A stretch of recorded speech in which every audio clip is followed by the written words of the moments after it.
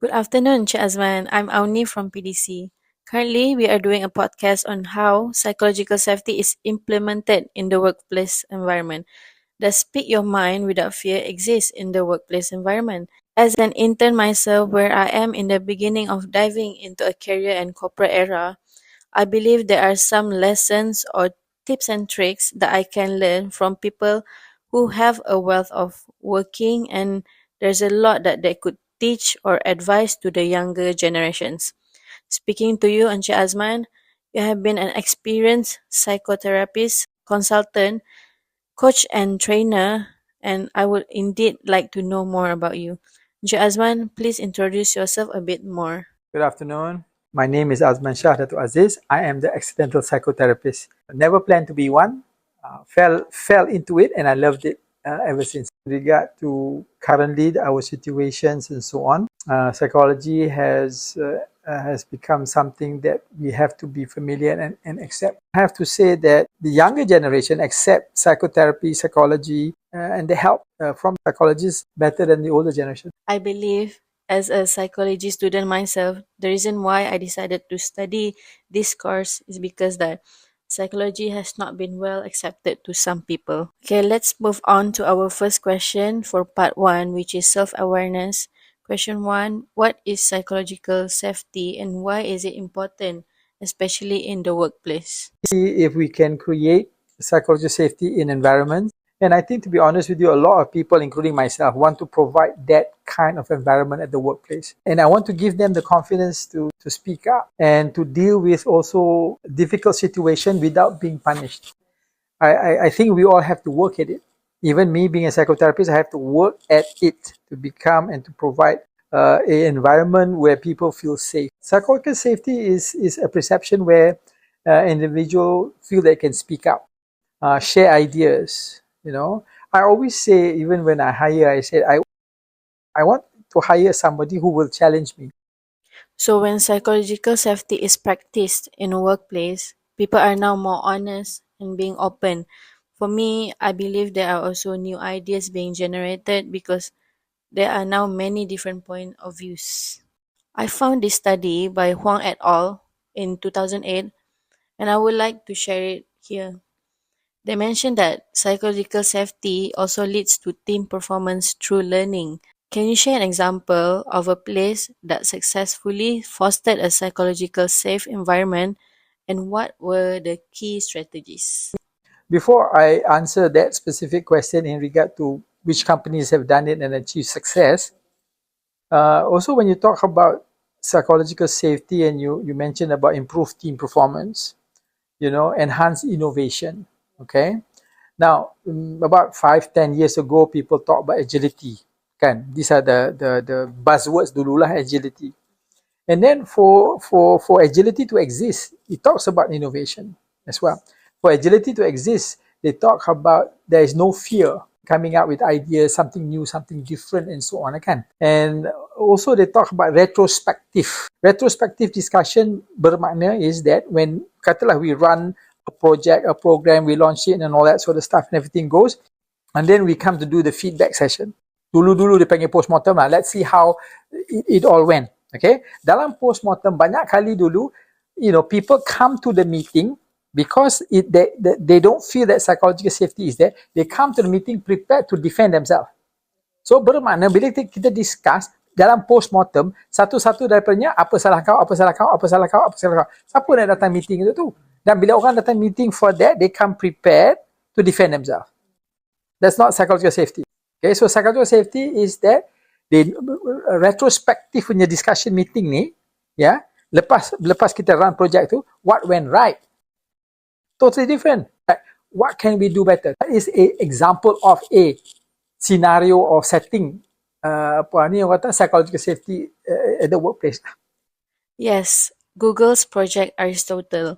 I would like to brief on that. In 2012, Google embarked on an initiative codenamed Project Aristotle. To study hundreds of their Google's employee, they want to figure out why some of the employees stumbled while others soared. These researchers concluded that understanding and influencing group norms were the keys improving the Google's teams. Absolutely.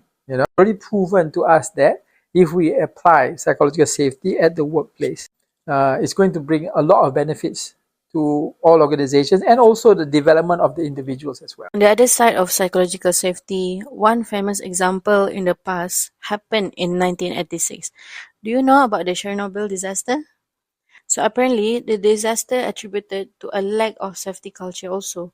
So I feel like this is also related to psychological safety, especially to speak up on what happened and what caused the disaster to happen.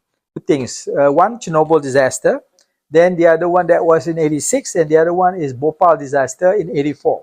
Now, let's talk about Chernobyl since you mentioned that. Obviously, we know Chernobyl was in Russia. All right? And by no means, and this is 1986, psychological safety ever existed. By no means. You know, there is zero trust. They report on each other. Okay?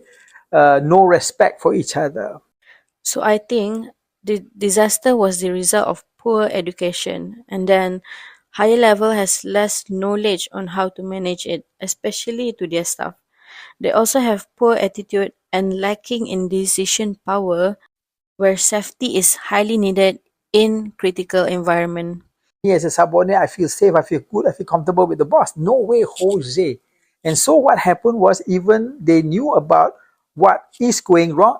It's so fearful to report, to share to the next level and so on. So fearful. Now, I want to talk a bit about also Bhopal. Okay. Bhopal, I went to school in West Virginia University. Bhopal's head office, tak silap saya, is in West Virginia. So it was a big, huge issue then, in US and in the world. Okay. So in 84, I was just my second year in university. And this particular company, they had documentaries, they had research from it and so on. The employees were treated with very little or no respect. There's always a threat that you will lose your job. And they will say that, hey, listen, you better be thankful that we give you a job. You talk about safety, no ways. The total opposite of that. They are afraid to report and all that. And they knew that there was a problem, huge problem. And the fact that the manager, CEO, or the plant manager did not want to face it. And these guys had no courage whatsoever because the environment was set up as such. I believe that the two common causes in the Bhopal disaster that you mentioned is the lack in competence in process technology. So because of no psychological safety in the environment, the lower level employee are afraid of speaking up and voicing out their opinions. Possibly.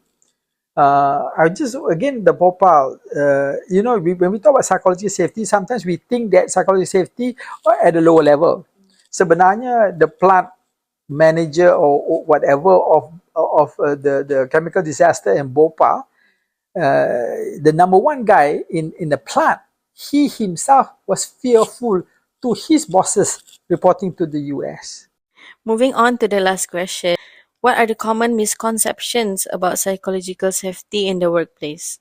I believe that there are some common or stereotypes of psychological safety. So, some misconceptions lah kan, because the word psychological safety there is and all that sort of stuff. So they kata psychological safety is about being nice. It's not really about being, well, yeah lah. I mean, I suppose the outcome is that, but it's not about being nice all the time.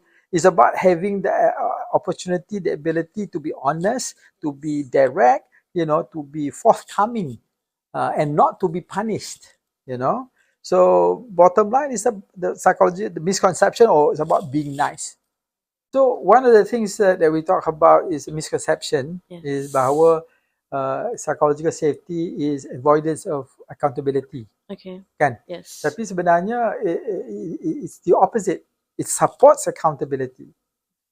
Yeah, it supports accountability. It encourages people to stand up and speak up Yes. in a very safe environment. So it's not avoiding, but supports accountability. So actually, psychological safety is not being nice, and like what you said, but it's more of a accepting different opinions. Like even if you are against it, correct other in a nicer or proper way. Right. And you're willing to take the accountability because people are not going to, come down hard on you in Yes, a wrong way. Like talking about how come down hard. Psychological safety is not about lack of criticism or not criticizing. It's not. correct. Yes, It's how you how criticize. you criticize. Yeah, Yes. it's constructive criticism. How you put it together. Oh, You correct. know, as I mentioned to you earlier on, retrospective. This is Mm, in agility. One of the principles of agility, we talk about retrospective. mm, So when you have a meeting, when you talk about a project, you look at what's good, what's great, and how do we improve too, je, okay. And then yes, sometimes you have to give feedback, but constructive feedback. I believe that it makes you improve on your mistakes more than blaming the mistakes. That wraps up part one about self awareness, the impact of psychological safety, the current acknowledgement of psychological safety in the work environment. Thank you, Ancha Azman.